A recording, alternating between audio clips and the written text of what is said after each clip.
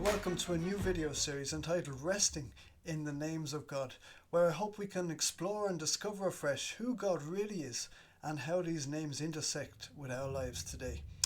Today is the God who sees me, and if we're to jump right into the middle of the story surrounding this name that was given to God, we'd meet a woman who was sitting at a spring, who was tired and thirsty.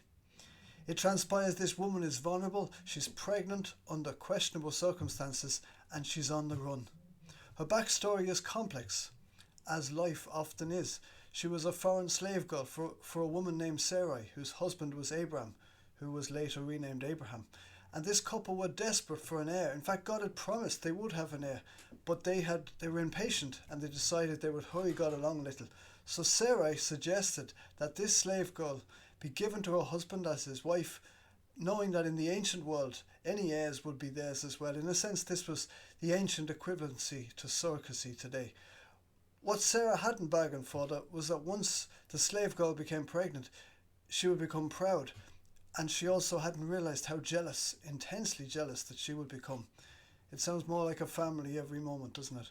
Then Sarah treats this Egyptian servant girl so harshly that she runs away. She flees. Who knows where this poor girl would have ended up if God hadn't intervened? Yet this is precisely where God meets Hagar in a personal encounter.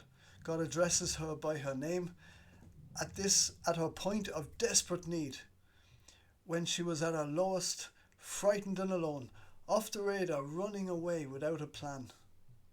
God comforts and reassures her that her son would be called Ishmael, which means God hears, and that he would not be pushed around as she had been, that he and his offspring had a future. And in response, she says this. She gave this name to the Lord who spoke to her. You are the God who sees me. For she said, I have now seen the one who sees me. Amazing words. And there are two sides to God seeing everything, aren't there? God knew her part in the messy family feud with Abraham and Sarai, and he knew their wrongful part too.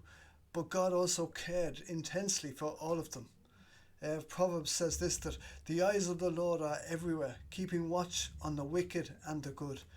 So after reassurance, God calls her to account for mistakes that had been made, and he tells her to go back home, but she knows now that God had seen her. Hagar knew at that moment God had noticed her. God had seen her misery. God was attentive. She was seen, she was known, and she was loved. And perhaps isn't that all that any of us long for? She mattered. She was refreshed to face the circumstances of life, knowing that God was watching over her and would be with her. I don't know what your circumstances are in this day in 2022, but I do know that God does.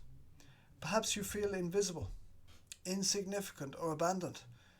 These last 2 years have been very traumatic for everybody. Perhaps the struggle of life's path for you is overwhelming at times. May I suggest that God knows and that he cares. And my prayer is that you and I will all see the one who sees us. Jesus is the one who, as the good shepherd, searches tirelessly for his sheep, calling us by name. He's the good shepherd who lays down his life for us so that we might live, because we matter to him. He comes to give you life to the full. May you find comfort in knowing that God sees you. He sees every detail of your life. And may you find rest in the name of the God who even sees you. And may God, who you once perhaps thought was aloof and remote, draw closer than a brother. I'm your host, Matt Tuttleby of Bundoran Bible Reflections. God bless today.